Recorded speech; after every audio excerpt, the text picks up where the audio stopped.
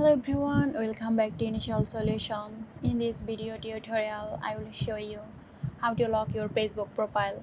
So let's begin the video.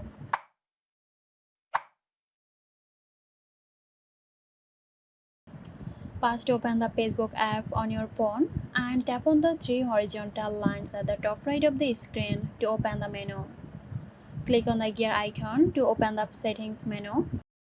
Next, scroll down to the audience and visibility section and tap on profile locking. Tap on lock your profile. It will automatically lock your profile, and that's it. Click on OK. Your Facebook profile is now locked. Only your friends can see your post and profile information.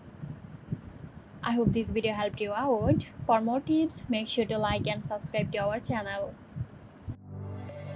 This video is sponsored by Zerosoft. Zerosoft offers graphic design, UI UX design, digital marketing and web development. Elevate your brand with Zerosoft today. For more details, check the description box.